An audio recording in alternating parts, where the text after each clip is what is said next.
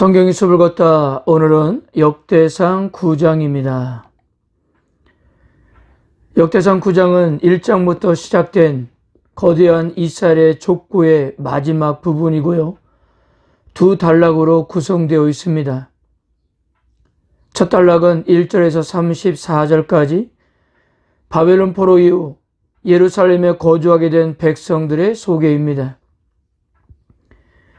여기는 유다와 베냐민 지파의 자손들뿐만 아니라 에브라임과 므낫세 지파의 자손들도 포함되어 있습니다. 그리고 예루살렘에 정착한 자들 중에는 제사장들, 레위 사람들과 문지기들도 있었습니다. 두 번째 단락은 35절에서 44절까지 사울의 족보입니다. 8장 29절에서 38절과 거의 동일한 명단을 제시하고 있는데요. 여기서의 사울의 족보는 10장에 언급된 사울의 죽음을 예비하려는 목적이 있는 것 같습니다. 1절은 이렇게 시작합니다. 온 이스라엘이 그 계보대로 계수되어 그들은 이스라엘의 왕조실록에 기록되니라. 유다가 범죄함으로 말미암아 바벨론으로 사로잡혀 갔더니. 기원전 586년에 남유다는 바벨론의 멸망을 당하고 시드기야 왕을 비롯한 많은 백성들이 비극적인 운명을 맞이했습니다. 예루살렘 성전과 왕궁들은 모두 불에 타버렸고 예루살렘 성벽도 무너졌습니다. 이 엄청난 사건은 유다 백성들에게 큰 충격이었어요. 하나님의 선민 백성인 자신들이 멸망한다는 것은 한 번도 생각한 적이 없었기 때문입니다. 그러나 열왕기 상하에서도 강조된 것처럼 결국 백성들의 범죄로 인해서 남유다는 패망하고 말았던 것입니다. 이것은 결코 하나님의 부재나 무능 때문이 아니라 유다 백성들의 심각한 죄악 때문이었던 것입니다. 성경기자가 바벨론 포로 이후 돌아와 예루살렘에 정착하고 있는 사람들을 소개하기 전에 이 사실을 먼저 언급하고 있는 것은 아마도 더 이상 죄악을 범하지 말라는 경고일 수도 있습니다. 하나님을 향한 신실한 순종만이 새로운 밝은 미래를 가능하게 만들기 때문이었습니다.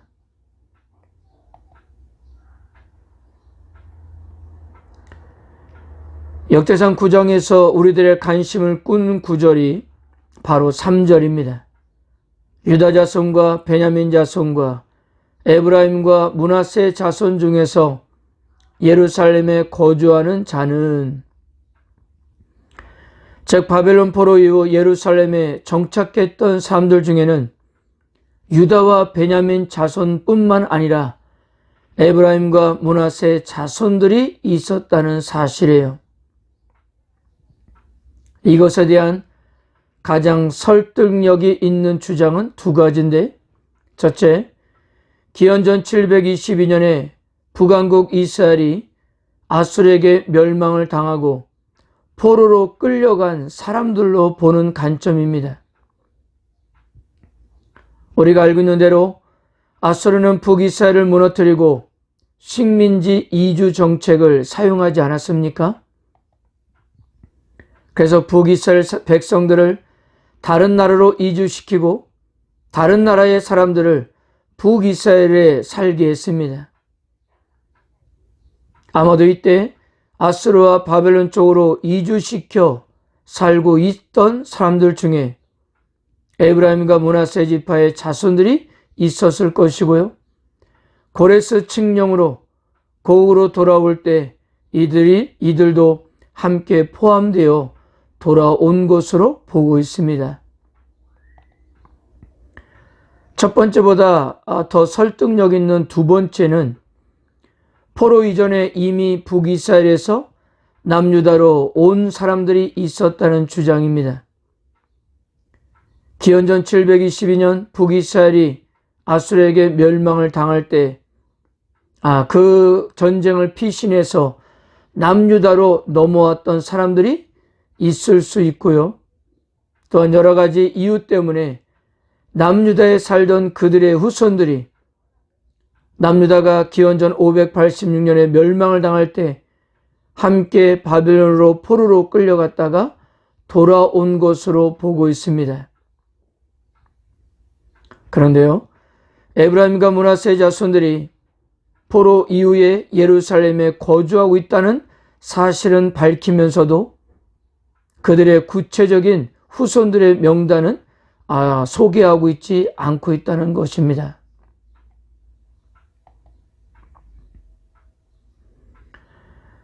한 주석가는 문지기의 인물을 언급하는 19절에서 22절을 성전 문지기의 대헌장이라고 그렇게 부르고 있습니다.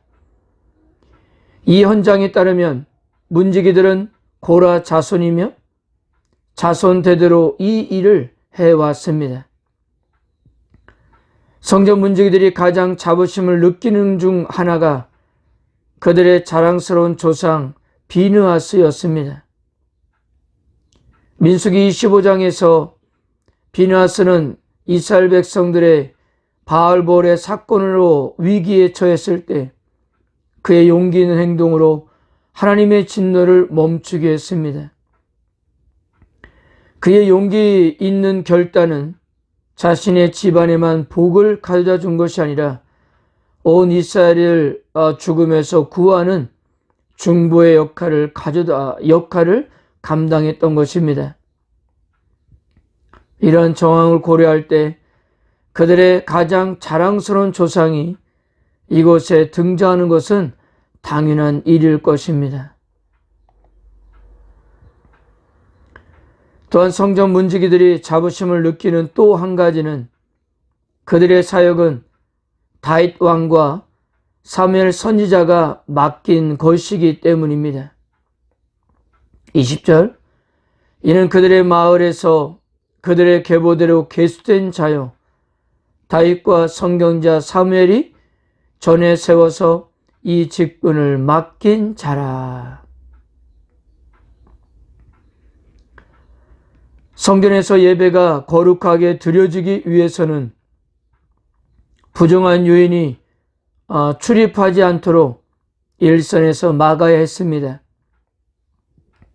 그래서 27절을 보면 이들은 밤을 지새우며 하루 24시간 성전문을 지켰던 것입니다.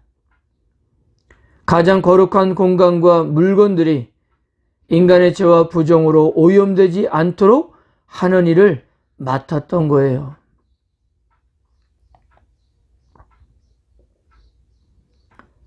(35절부터는) 사울의 족보가 소개되고 있는데요.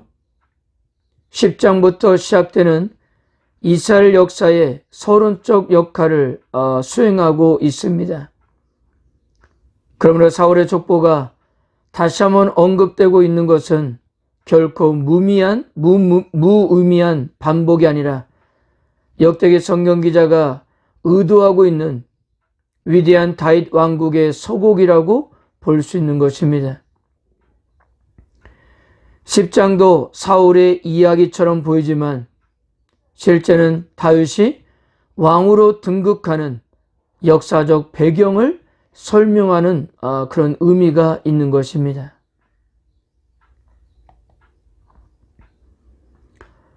사랑하는 성도 여러분, 바벨론 포로 이후 예루살렘으로 돌아온 그룹들은 다양했습니다. 그러나 그들 모두는 예루살렘을 지키면서 적극적으로 성전 예배 회복을 위해서 수고했습니다. 예루살렘에 거주한 여러 계층의 주민들은 협력하여 자신들의 역할을 잘 감당했던 것입니다.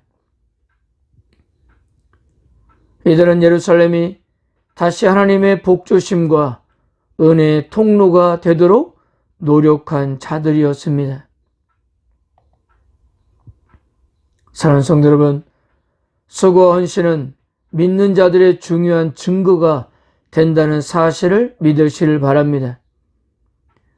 포로 이후에 다시 나라를 재건하는 것은 결코 쉽지 않은 일이었습니다. 그러나 그들은 자신의 위치에서 맡겨진 일을 성실히 감당했습니다. 우리 역시도 다른 누군가와 비교하면서 세월을 낭비하는 것이 아니라 하나님께서 우리들에게 허락하신 자리에서 최선을 다한다면 우리 역시 하나님의 복주심과 은혜의 통로가 될 것입니다. 오늘도 우리를 통해서 일하실 주님을 바라보면서 승리하는 하루가 되시기를 바랍니다. 아멘.